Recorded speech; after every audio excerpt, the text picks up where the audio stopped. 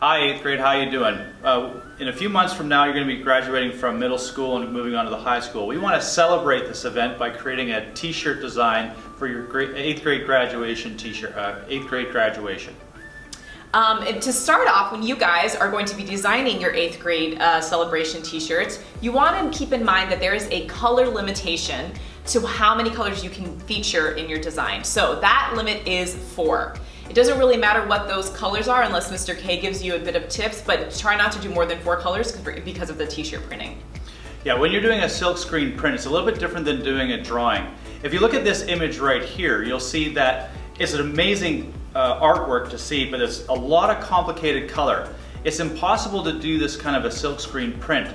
You'd have to kind of create a crest. So if you look at this design, it's way more simple. The shapes are simple, it's broken down, and you can actually create a silk screen. Silk screening is like creating a stencil. If you look at this slide right here, you'll see that looking at the cat, there's 4 colors. You need a separate screen for the black, you need a separate screen for the orange, the blue, and the white. So you're going to be voting for the winning design. Miss Gatch and I are not going to be making the choice. A lot of students in previous years have chosen an eagle. We are the eagles at SAS. However, you don't actually need to do an eagle for your design. You could consider things like the number 8. You could consider a graduation hat. You could look at SAS or Singapore American School or some of the logos and do some really cool work with these shapes to make your own original t-shirt design. Something that is important to keep in mind is that there are different options for you to create your design. Some of you can just choose to draw it, as some of these that are featured here, or you can use programs like Photoshop and Illustrator to create a digital design. In the end, everything ends up becoming digital, and that's what we send off to the printers, but you choose the medium that you feel most creative with. It is good to know as well that you should make sure that you simplify your design into shapes so it's easier for printing. Mr. K can tell you more about that.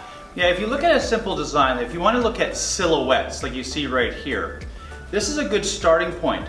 Then you can build into the silhouette with simpler shapes. Then finally you can do some stylizing with those shapes. If you look at this eagle design here, you'll see that it's broken down into 5 simple stylized shapes. The wings, the body, the 2 feet, and the head.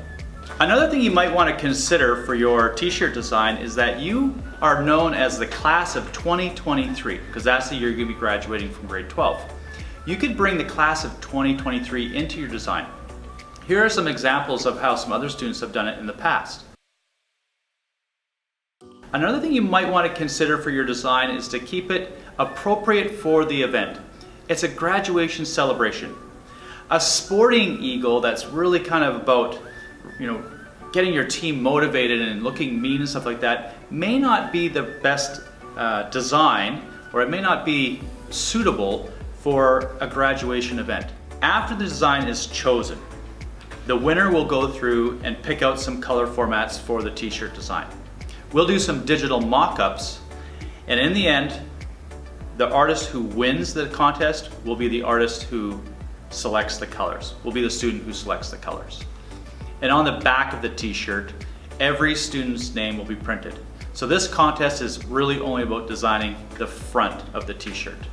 So these are just some of the basic details, but I'm sure you guys want to know, how do we design it, bring it, turn it in. So some things to keep in mind.